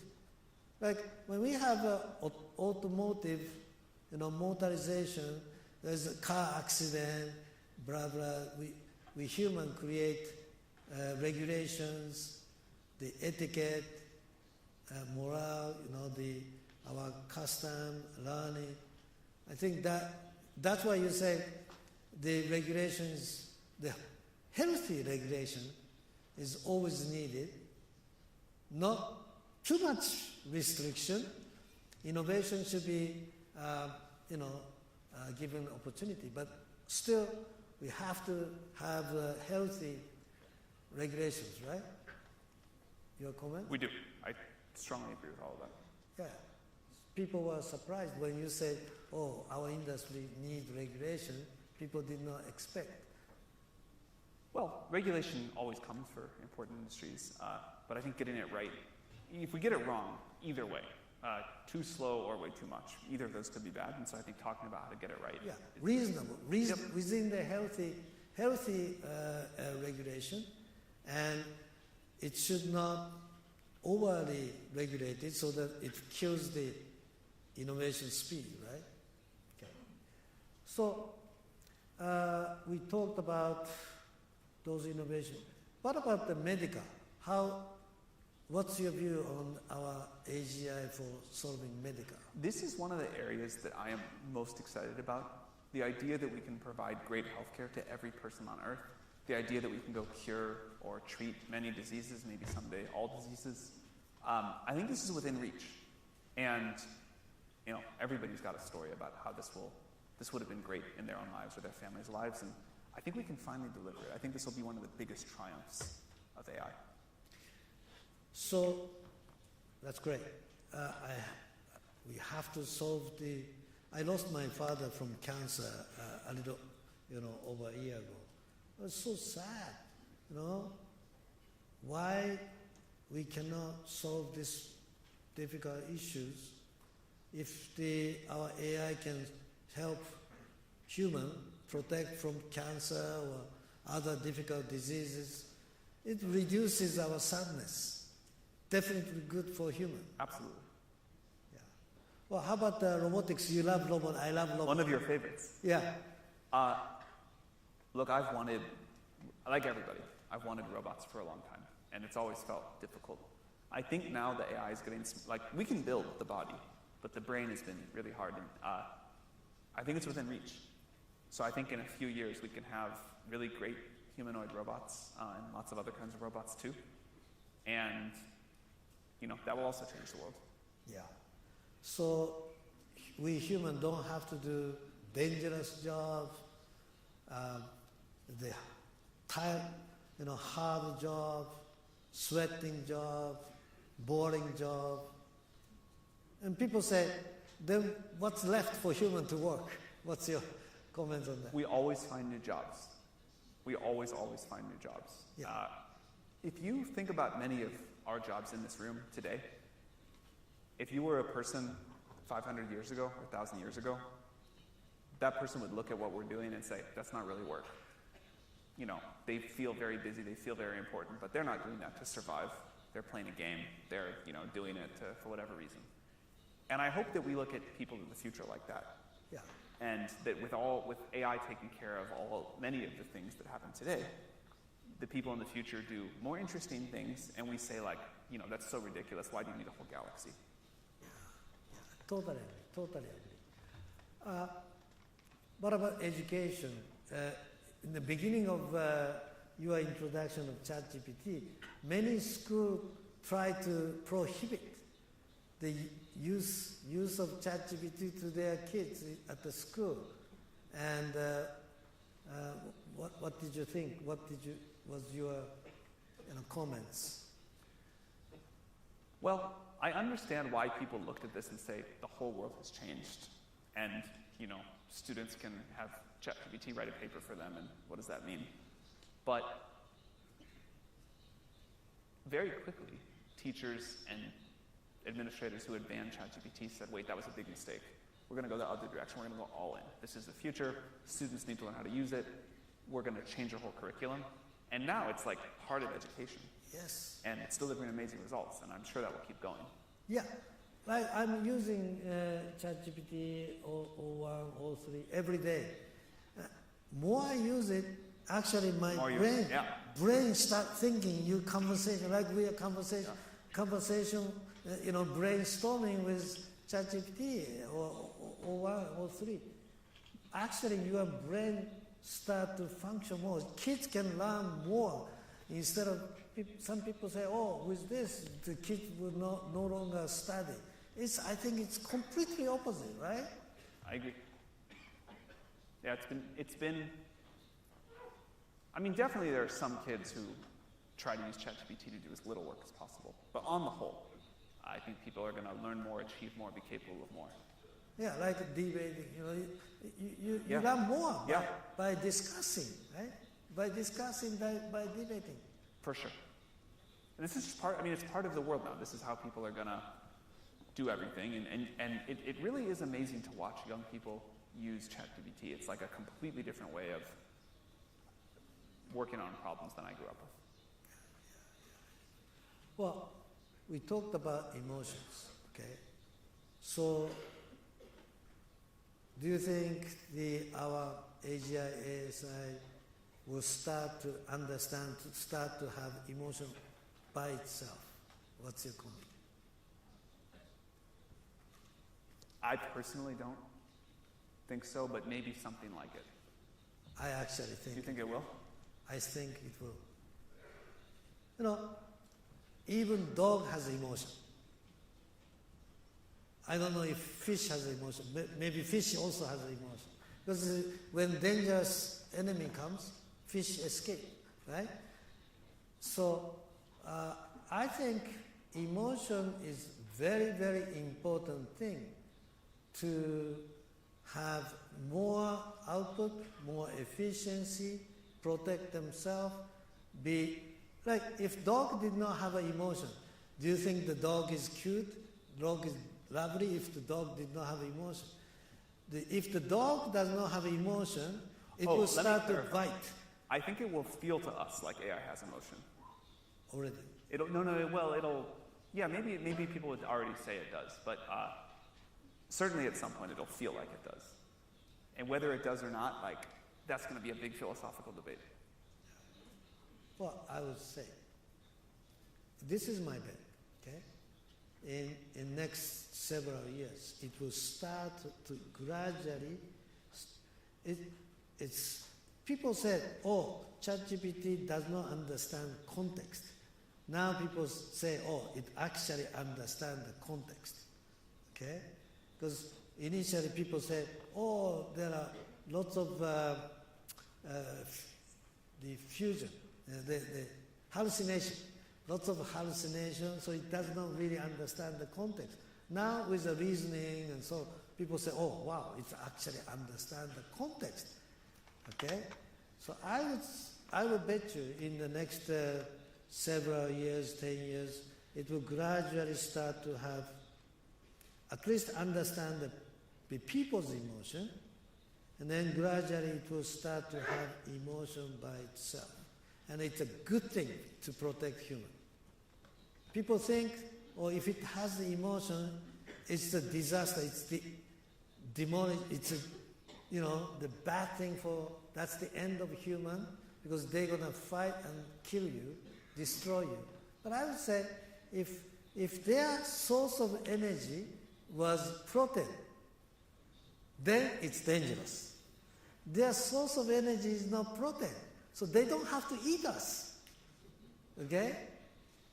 There's no reason for them to have reward by eating us. They will learn by themselves. Having humans' happiness is a better thing for them.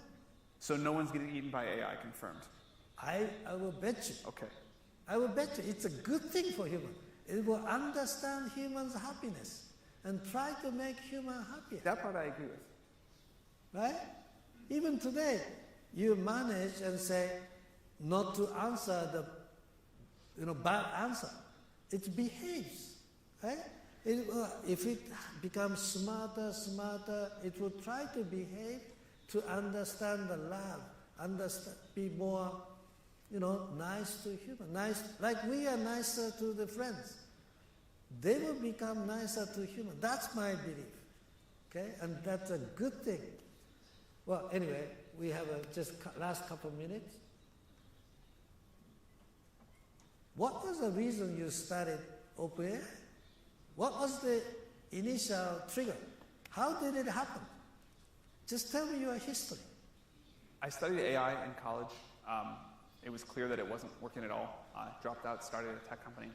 Always sort of someday hoped I would get to work on AI. Even as a little kid, I was obsessed with AI. I was a big sci-fi nerd. And And then in 2012, AlexNet happened, and I said, maybe what they told me in college about neural networks not working is not true, and maybe they're going to work.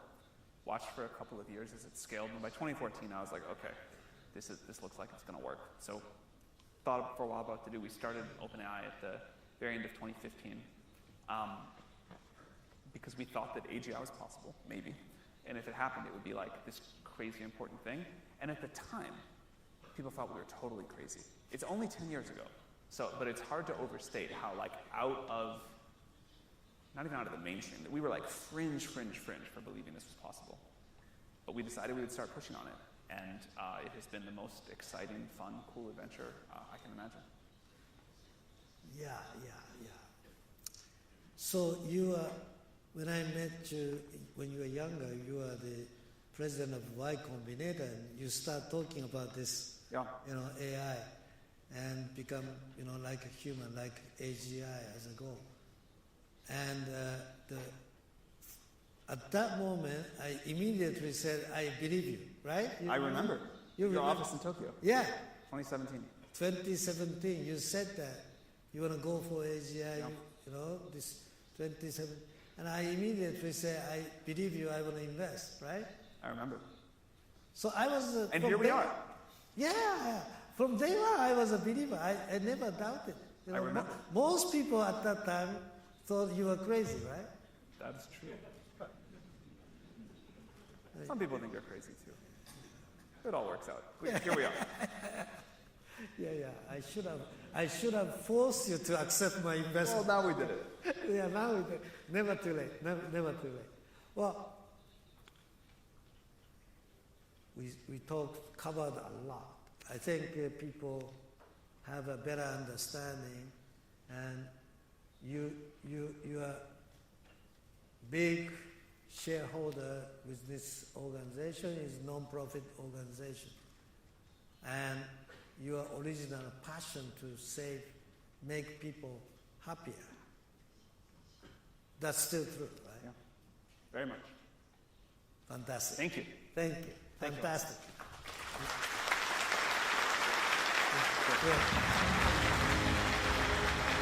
That's great. Yeah.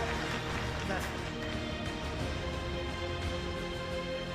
以上をもちまして OpenAI とソフトバンクグループ ARM ソフトバンクによる法人向け特別イベント AI による法人ビジネスの変革を閉会とさせていただきます。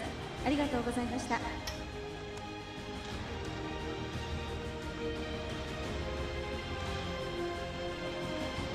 なお、本日は大変多くの皆様にお集まりをいただきましたので、お座りのブロックごとにご退席の案内をさせていただきます。